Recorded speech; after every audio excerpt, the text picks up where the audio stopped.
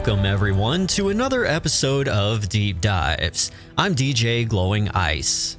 If you grew up in the 80s, you remember G.I. Joe, a real American hero. The 3 3/4-inch figures who fought for freedom over land and air. The sandbox wars with your friends, thwarting Cobra again and again. Endlessly reading the file card backstories until you knew them by heart. This is what childhood was growing up with the Joes. But G.I. Joe didn't start with Snake Eyes or Cobra Commander, and it definitely didn't start in 1982. This fighting man from head to toe started in a very different America. An America of ideological tension, of arms races, of children practicing fallout drills in school, ducking under their desk, wondering if the world outside was really about to end. So, how did one comic book soldier become the ultimate 80s toy empire that almost didn't survive? Before we ship out on the USS flag, a huge Yo Joe to our fellow Deep Dives member, Supertron, for declassifying this information and debriefing us all. Long before the toy shelves and the rocking cartoon theme song, we have to go back to 1950, a time of political tension and rivalry between the United States and the Soviet Union during the Cold War. It's here that Ziff-Davis first brought G.I. Joe to life. But this G.I. Joe wasn't a team. Not yet. He was a singular character, meant to symbolize the perfect soldier. The stories had a light-hearted take on military life rather than serious war themes, capturing the ideal American fighting man. During this era, there was a stigma. Boys would not play with dolls. Their parents certainly wouldn't buy them for their sons. Dolls were for girls, so an idea sparks to remove this blemish. It's 1963. Licensing agent Stan Weston molds the future with rudimentary, posable military figures for boys. He brings the concept and marketing sheets showing soldiers from each branch to Hasbro VP of R&D Don Levine. Levine doesn't hesitate. "You'll make a fortune with these." Weston sells the entire concept to Hasbro for $100,000 flat. No royalties, no back end. Just a lump sum for what would become the groundwork for our real American heroes. Though Ziff-Davis publications had laid the groundwork, once Hasbro acquired the license in 1964, they had lofty ambitions to turn Weston's concept into a full toy line and duplicate the success of Mattel's female doll, Barbie. And the word doll? Never used by Hasbro or anyone developing G.I. Joe. These were action figures, and that label has stuck ever since. The first movable Hasbro prototypes were originally named Rocky, Skip, and Ace, the early steps to what would eventually become the universal household name G.I. Joe, a name that could represent not just one soldier, but encompass all branches of fighting men in uniform. However, these Joes didn't have distinct characteristic styles the way Snake Eyes or Scarlet would decades later. These were 12-inch action figures, America's movable fighting man, posable paratroopers, astronauts, frogmen. No file cards, no Cobra, just one formulaic soldier fighting generic wars.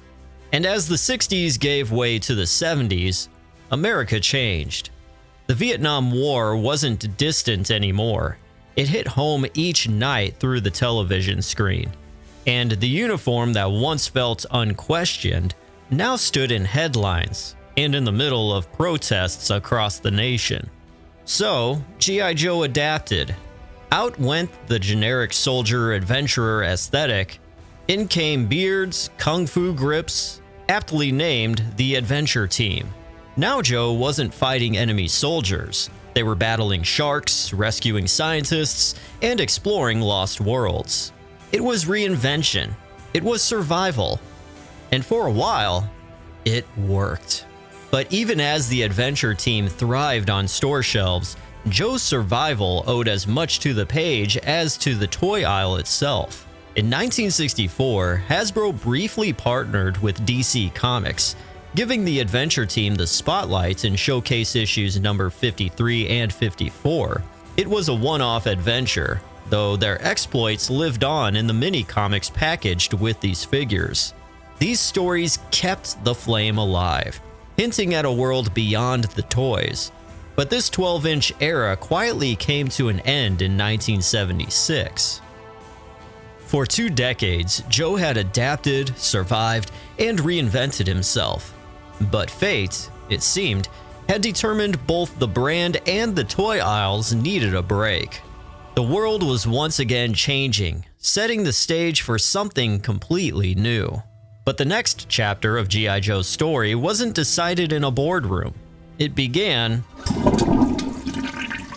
in a men's room. According to Jim Shooter, then editor-in-chief of Marvel Comics, Hasbro's CEO and Marvel's president happened to meet at a charity event. And, of all places, the urinals, standing side by side. Somehow, between the handshake and the, rest of the business, they started talking. Hasbro wanted to revive G.I. Joe and dreamed of a bold, new approach. Marvel's team promised, "We have the best creative people in the world. Let us bring in our editor-in-chief and we'll fix it for you." And just like that, fate, a little awkward, a little accidental, set the stage for the next generation of G.I. Joe. By 1982, a real American hero was conceived.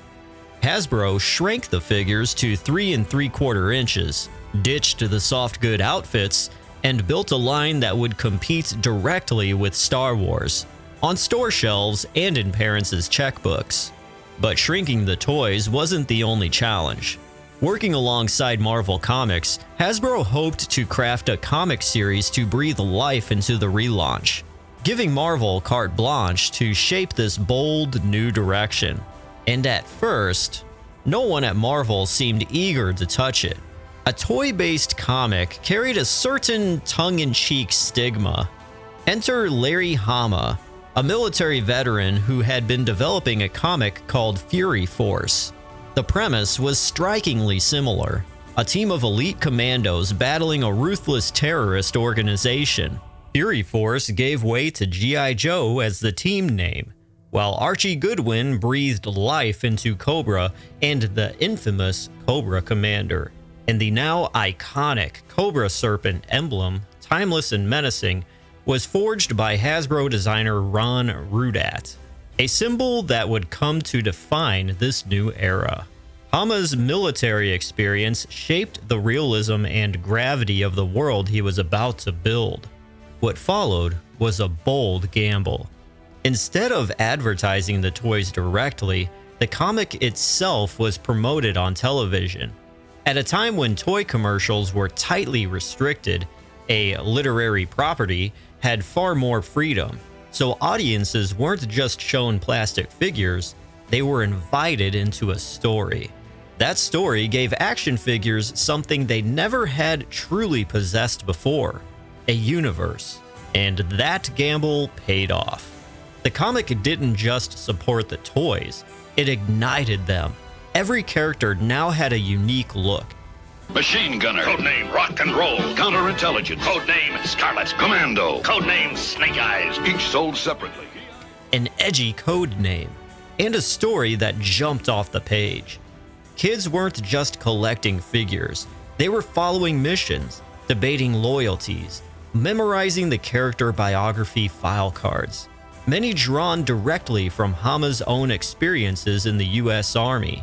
For a few hours, the living room was your training ground, and the sandbox was the battlefield. And then, in 1983, the universe expanded even further. As kids settled in front of their television sets, a new chapter was about to begin.